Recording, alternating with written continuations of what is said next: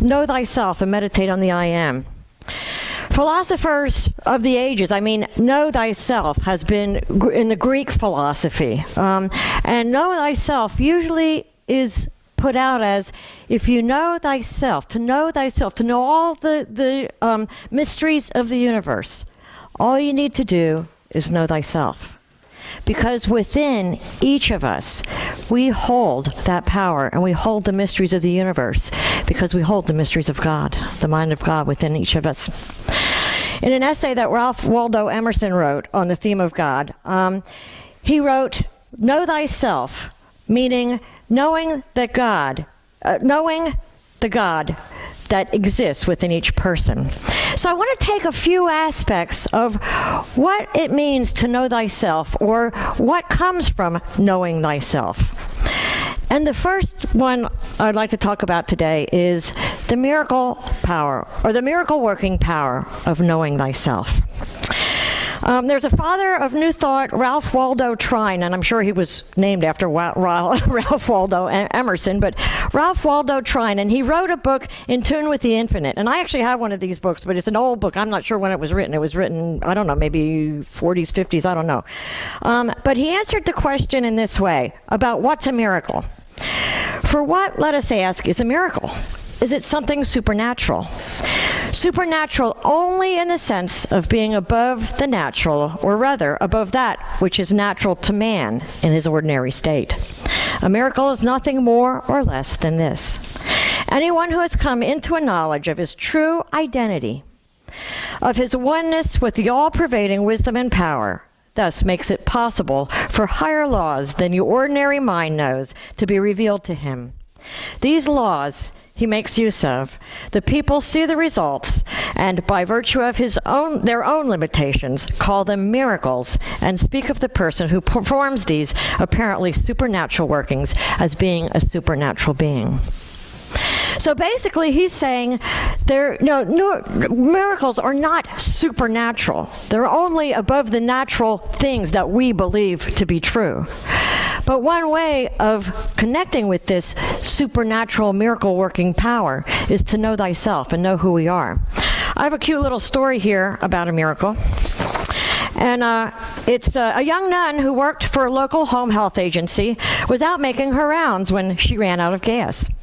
Fortunately for her, there was a gas station just 1 block away. She walked to the station to borrow a can with enough gas to start her car and drive to the station to fill up.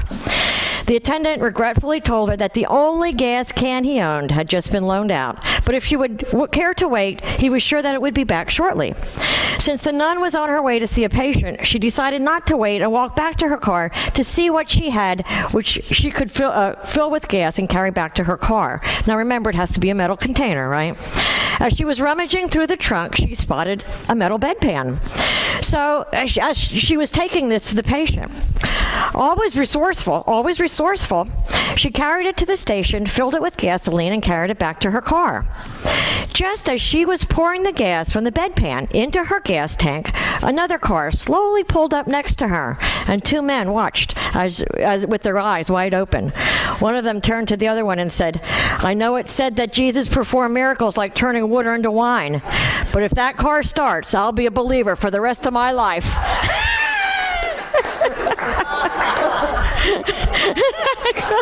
That's cool. Okay.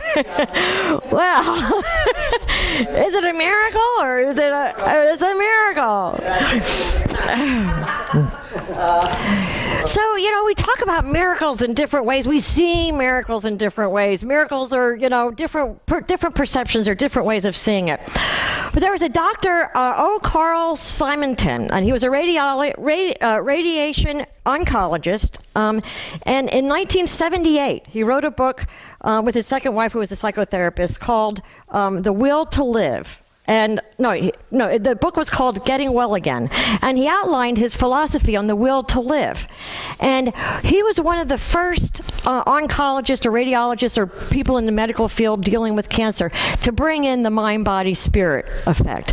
And he realized that people that after they were, basically in remission, after they had tumors healed with radiation or with chemo or whatever, they'd come back and they'd have the tumor again.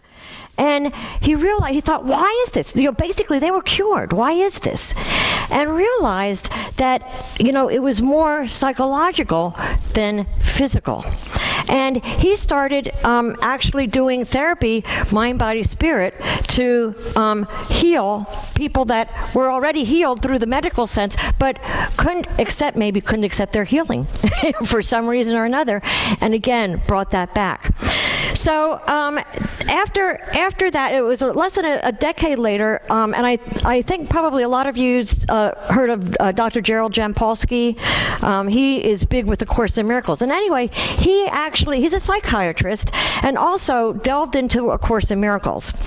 And he took 36 kids that were diagnosed with cancer and that were terminal and only given 6 months to live.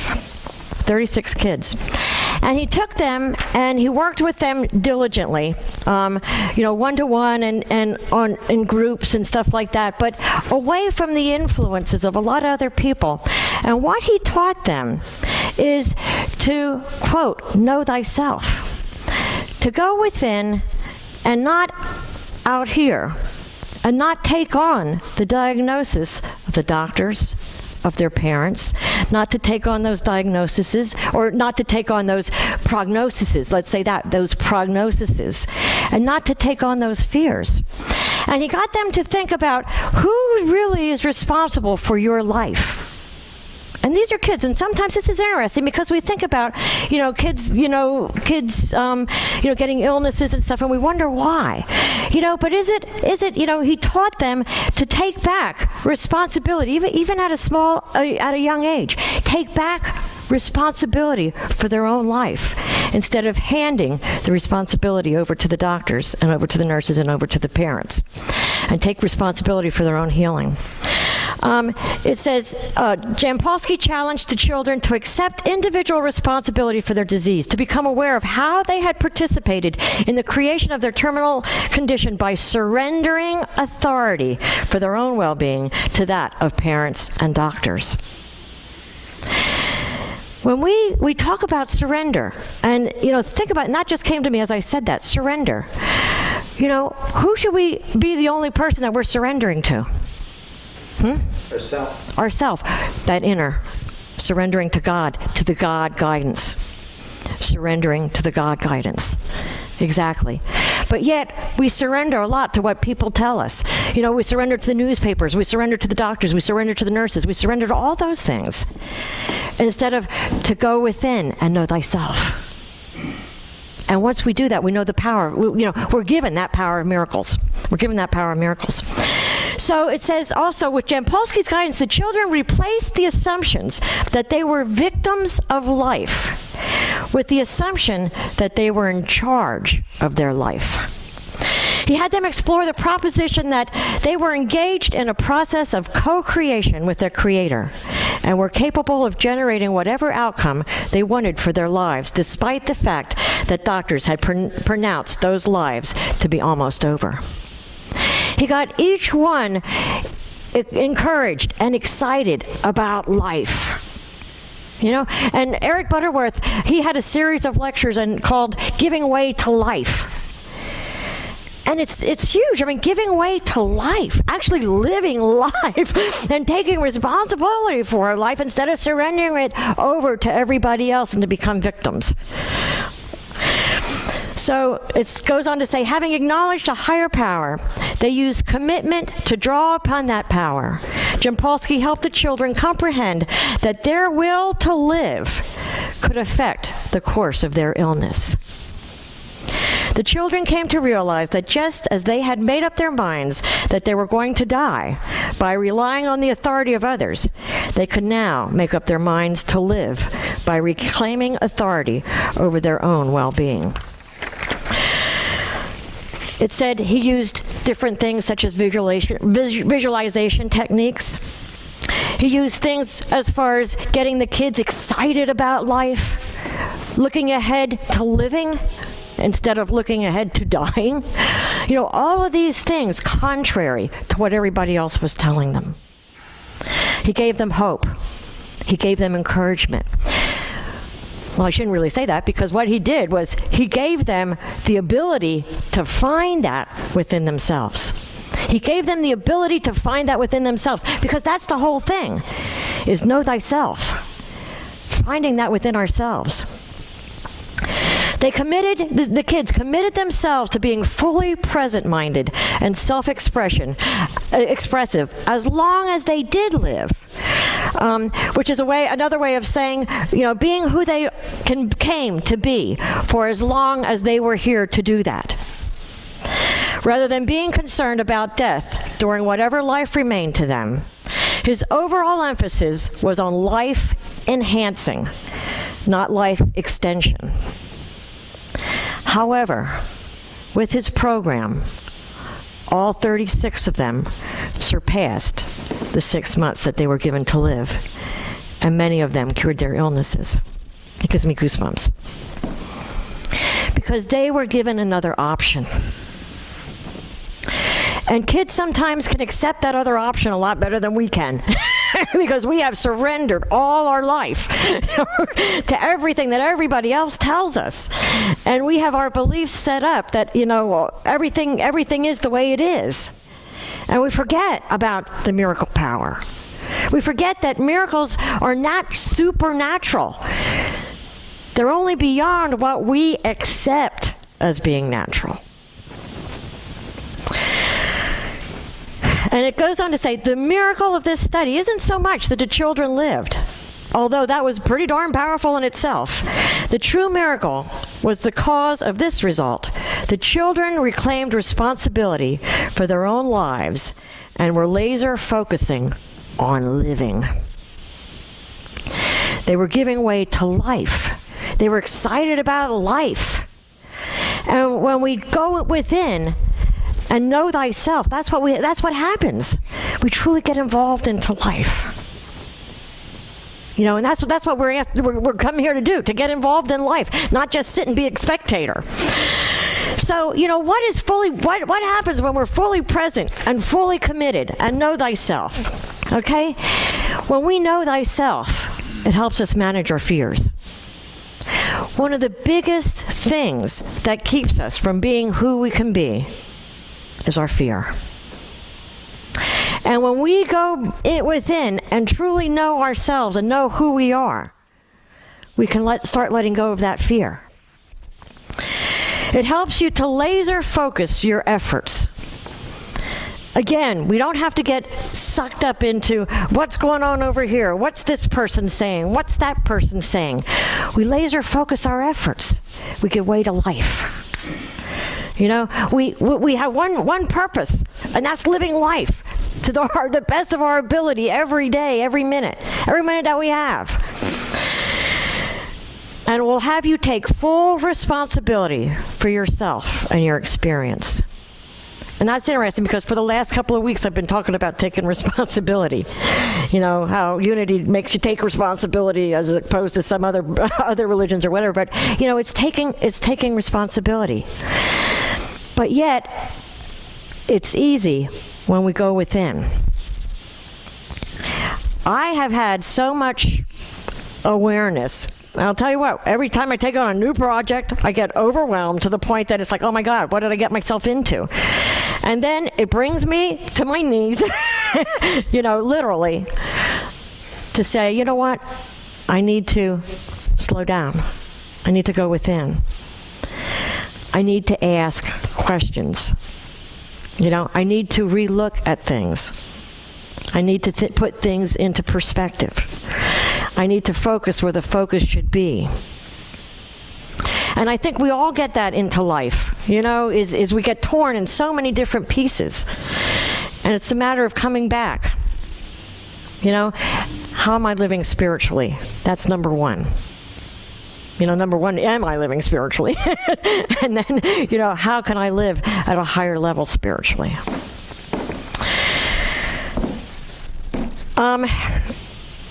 Eric Butterworth, in his, he has a series of lectures called Giving Way to Life, like I said, and he talks about the power of consciousness, which the power of consciousness really is knowing ourselves. Knowing ourselves. Knowing where are we in consciousness. Because, we can't be, we have to be prosperous before we can extend prosperity. We have to be health before we can exhibit healthiness. So, it's a matter of consciousness. And it was interesting because this week came up the idea of motives and intention. And there was a discussion about the words motive and intention. Motive sounds in a bad way. Intention sounds in a good way. But really, they're almost the same thing. So I want to read a little story about motive and intention. I think you'll like also.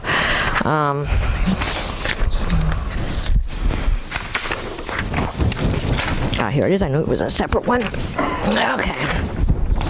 The day before Thanksgiving, an elderly man in Phoenix calls his son in New York to say, "I hate to ruin your holiday, son, but I have to tell you something.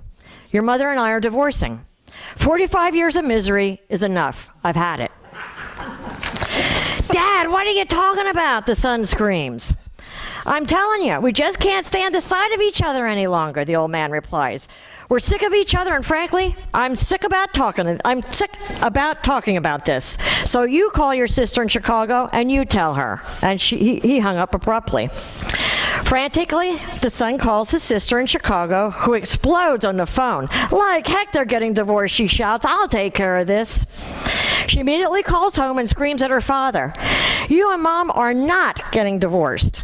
Don't you do a single thing. I'm calling my brother back, and we will both be up there tomorrow. Until then, don't do a thing. Do you hear me?" And she hangs up.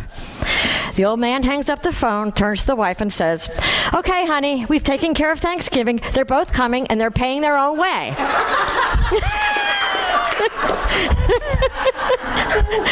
Yep, they're both coming, they're paying their own way. So what do you think we should do to get them here for Christmas?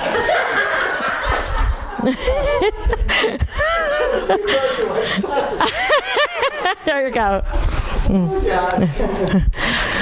Motive and intention, right? Motive and intention. And, when we live spiritually in this physical world, we're always juggling with motive and intention and, ego and not ego. And, are we moving forward in this physical life? Is this about the physical life and us moving forward? Is it spiritual? That's a big thing that has been happening in the last couple of weeks too, is, judgments that I make on some people, I have to look within. If I'm judging other people, where's my thoughts? Where's my consciousness? Where's my motives? Yeah. And it's really eye-opening. But that's what it means to know thyself. It means when we look at other people and we start judging, we start putting them in different things, that's time to start looking within and asking, why do I need to do that? First of all, why do I need to feel the need to judge? Is it something in me that I don't want to look at, that I'm putting on to somebody else, which we know a lot of times happens also? So all of these things, it's just very interesting. When we take the time and really sit quietly and focus on I am and see what comes to us. Because a lot of times when we start knowing thyself, when we start knowing ourselves, when we start looking within, we look out and we see a whole different thing. We see right motives. We look out through eyes of compassion. We look out through eyes of forgiveness, through eyes of unity, through eyes of purpose and meaning. And that's what we're asked to do. And that's only coming through going within and asking yourself those questions.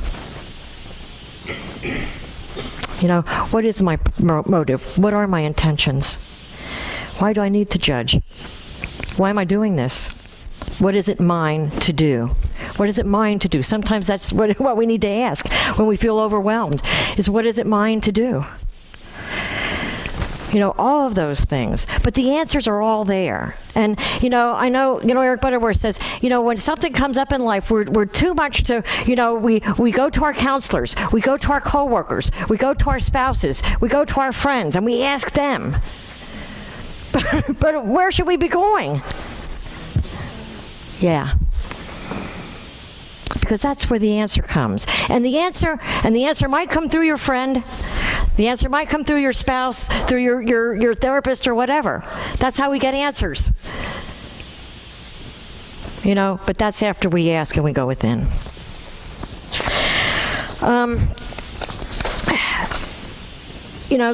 Part of the Beatitudes in Matthew 5:8 was, "Blessed are the pure in heart, for they shall see God." And when we talk about living life, and really getting into meaning and purpose, and everything, it goes along with motive and intention. And that's where this comes in also, is blessed are the pure in heart, for they shall see God. If we truly, truly, truly want to live a life that's blessed, we have to have pure motives and pure intention.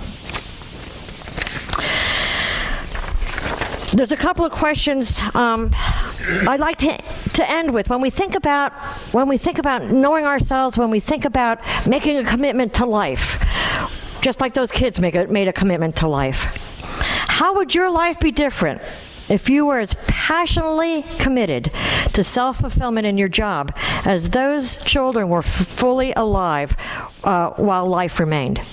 How they were committed to their life, whatever life remained. How would your life be different if you were fully committed to your life that way? To your job, to your family, to your spouse? How would your life be different if you approached your relationships with similar commitment, engaging others at the leading edge of their lives from the leading edge of your own? How would your life be different if you engaged the power of commitment to be who you came here to be and to do what you came here to do? Just how would your life be different? I believe that we would all be living our miracles. Is making that commitment to live, to truly live, knowing thyself, and living out in a non-judgmental way. The power of commitment taps into the very source of our being. And when we consciously tap into the very source of our being, we are tapped into the source of life itself, which is when miracles occur. A lot of times we forget. That's what that's our human beingness. We get all wrapped up in life. We forget who we are. Then we go back. Then we forget. Then we go back. Then we forget. It's more that what we want to do is strive to remember more than forget. I love the Course in Miracles always says about we're in our right mind or we're not, and when we're not in our right mind, we're insane. So they always say, the person that's the most sane is responsible to bring the other person from insanity back to more sanity. So, it's really interesting. But I like this as far as forgetting and know thyself, and this is how I'm going to end. But it says, when we forget, we don't do it on purpose. And there's an author named Howard Thurman, and he wrote For the Inward Journey. And what he writes is, despite the dullness and barrenness of the days that pass, if I search for due diligence, I can always find a deposit left by some former radiance. But I had forgotten. At the time I was full-orbed, glorious, and respondent. I was sure that I would have never forgot. In the moment of its fullness, I was sure that I would illuminate my path for the rest of my journey. I had forgotten how easy it is to forget. There was no intent to betray what seemed so sure at the time. My response was whole, clean, authentic. But little by little, there crept into my life the dust and grit of the journey. Details, lower-level demands, all kinds of cross-currents. Nothing monumental, nothing overwhelming, nothing flagrant, just wear and tear. If there had been some direct challenge, a clear-cut issue, I would have fought it to the end and beyond. So in the quietness of this place, surrounded by the all-pervading presence of God, my heart whispers, keep fresh before me the moments of my high resolve, that in fair weather or foul, in good times or in tempest, in the days when the darkness and the foe are nameless or familiar, that I may not forget that to which my life is committed. Keep fresh before me the moments of my high resolve. One thing, that we can do when we leave here is to make a commitment to remember who we are, to remember what we're committed to remember to give way to life and living every day. It goes back to that, live each day like it was your last. Truly, truly, truly give to life and know thyself.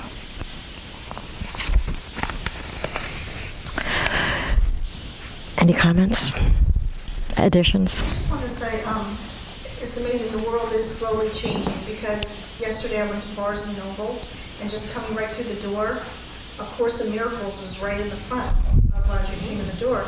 And I remember years ago, I'm going there, and the new, what they call the New Age, and sometimes even called it a cult section, was right in the back of the store, and there was maybe a section of books maybe this big.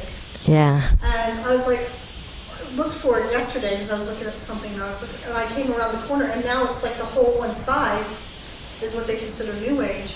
And there was Esther and Jerry Hicks, Ask and It Shall Be Given. I mean, it's amazing that these books are now, Yeah. I saw people being drawn to this section. I was like, wow. And just to see the Course in Miracles when I walked in the door, I was like, it's slowly, people are having an awareness, and unity. You were saying the Happiness Project and everything, but like, I know it's only a small group, and that's every week, but you can make a tremendous difference. Big time. So that they're starting to be ready to hear it. They're ready for a new awakening. And I think that's really, we're going to see some big changes coming up shortly. Thank you for sharing, and I totally agree with you. It's like people don't want to be stuck. They don't want to be victims anymore. They don't want to be stuck. They want to be more. They want to, break out of that, the belief of whatever. So I totally agree with you, and thanks for sharing that. That is huge. Stephen? The comment was Joyce, I think the people are saying there's got to be more to life than this. Yeah. I have a comment too about you talking about the story about the children. Kingdom of Heaven is children such as these. It's the living in the moment. Not worried about what they'll be doing 5 minutes from now. They have no idea. All they know is they're going to get what they need when they need it. Yeah. What you need, it's there. And we do a great job of knocking that out of them, don't we? When I do my humor things, I always say, they did a study and kids laugh like 400 times a day. 400 times a day. And we laugh like 6 or 7, and that's probably on a good day. There's some adults that don't laugh at all, in a day. But why is that?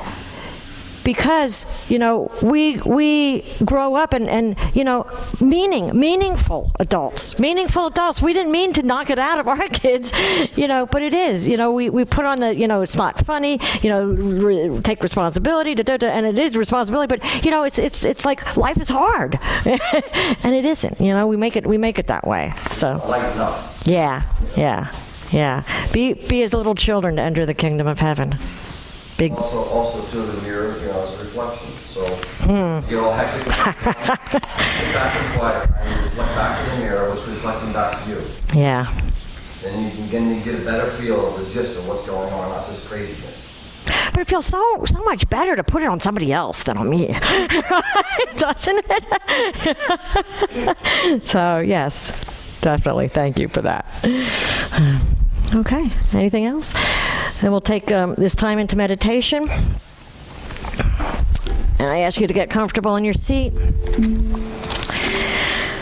As you just feel the energy of the room. Feel the seat beyond. Holding your body. Just as the love of God supports your soul.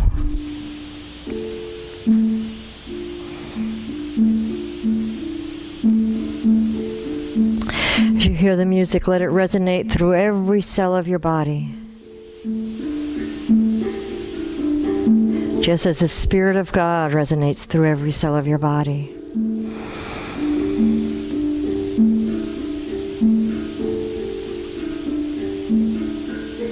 Know that I am of God.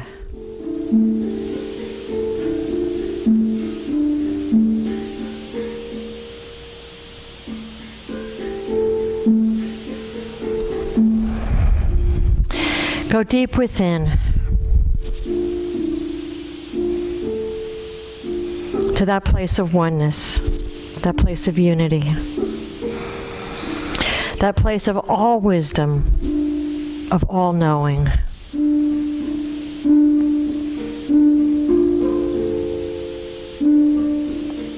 And if there's something that you're struggling with in life, ask to know thyself.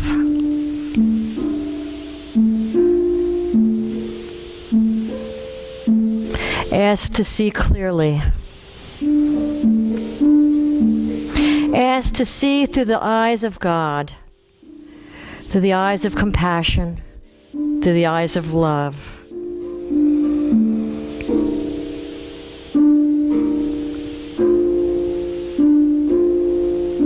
Go deep within and take this time to make a commitment to life. Make a commitment to live each day to its full potential. Make a commitment to live each day surrendering only to spirit and never to outside physical sources.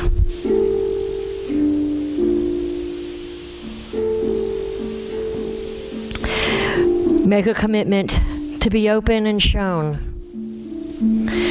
the way to be all that you can be.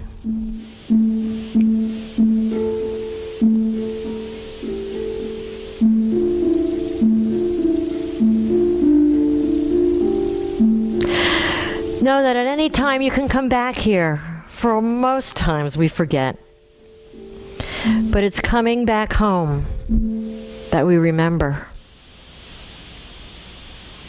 That we truly join. And at that time of remembering is when all the outside physical obstacles fall away.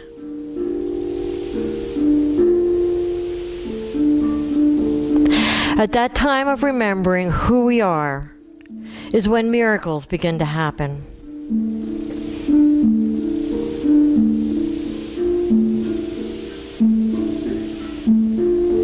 At that time of remembering is when we truly know thyself.